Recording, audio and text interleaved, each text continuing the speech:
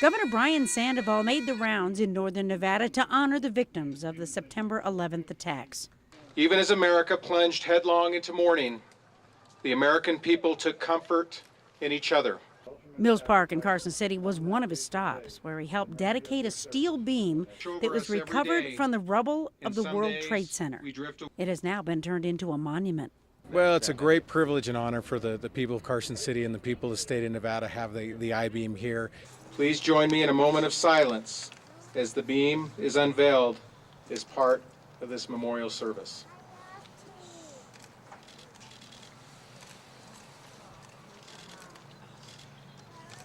I think there should be one of these in every capital of the country, just as a reminder to the heroic efforts of the first responders. Gives us a place to go and sit and think of those that have lost their lives.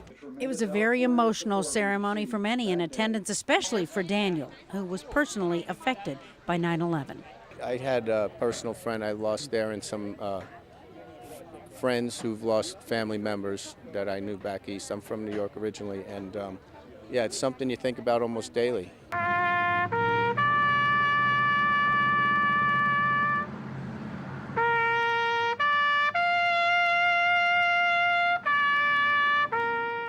In Sparks, people came out for the city's Memorial Park to pay their respects at the grieving fireman bronze statue.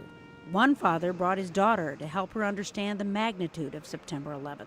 She's only 6 years old. She wasn't even alive at the time of the September 11 attacks, but I vowed to never forget and not to allow her to forget.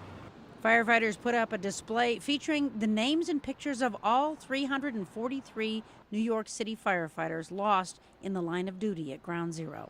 As firefighters, we feel that kinship and brotherhood with the other departments and their losses, and it just goes sort of with, if you will, our collective community. 10 years after the 9/11 attacks, Nevadans took the time to reflect and remember all those who lost their lives on that fateful day. It seems like yesterday, and I think that's where the always remember. We'll never forget where we were or what we were doing. We need to protect the freedoms that we have in America. We need to honor our fallen, and we need to believe in this country.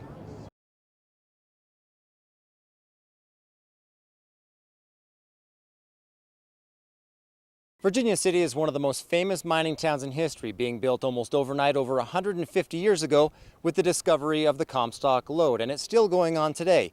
Earlier this week, a mine started hauling ore for the first time, and some residents aren't happy about it. About 100 employees are in the process of digging up 2.5 million ounces of gold and 24 million ounces of silver from this mine. At today's prices, it's almost $5 billion of value, and we honestly feel that we've just started to define the resource. We've only drilled on less than 10% of our property. The 10-square-mile parcel is partly between the towns of Gold Hill and Silver City. Some residents fear the mine will force people out and bring in transient workers. You're basically blowing up the community and starting all over again.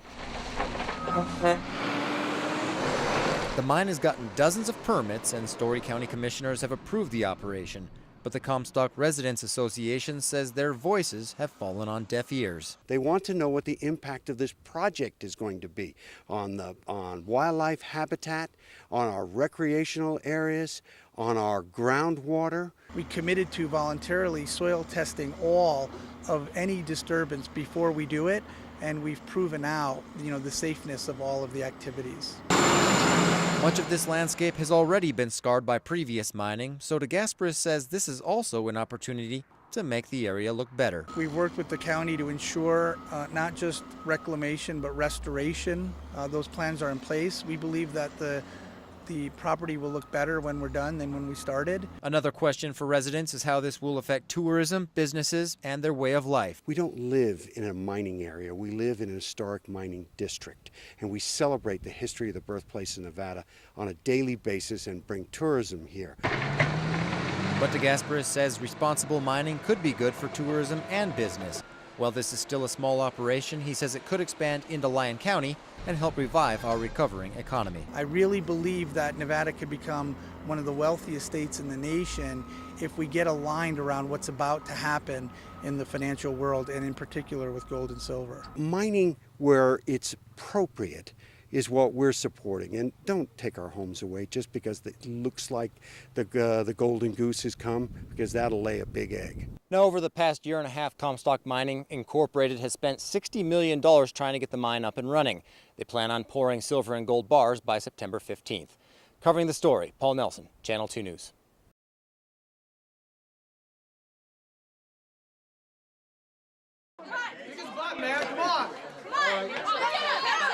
I think that the fight scene was one of the most important, to me at least, because that's something that we see on a regular basis, unfortunately.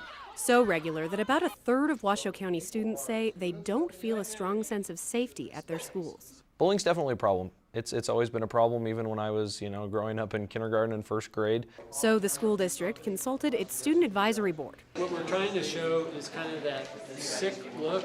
And partnered with Secret Witness and Global Studio to make an awareness video, along with student-produced scenes like this one. Hey, buddy, what are you looking at? The producers of the video interviewed students about their real-life experiences with bullying to focus on how students can change their behavior to reduce it. The bystander role is the most important because they're really the ones that have the opportunity to intervene or just to let it happen. But it's not as simple as showing hallway brawls.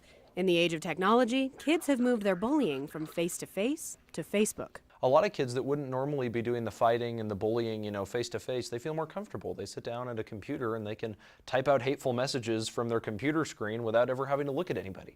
It makes it a lot harder to combat a problem that can lead to academic problems, social alienation, or worse. Like we've seen for homosexual cases where kids can even resort to killing themselves over just hateful words or actions or anything. The video is part of a campaign called Winning Roads, which highlights the choices that kids can make to stay on the right path, away from drugs, violence, crime, and in this case, bullying. With that prevalence, we recognize that there's something that needs to be done, and we needed to work with kids to make sure that what we do as a district works. If we can affect the people that are just entering the school district, then that will be our greatest achievement.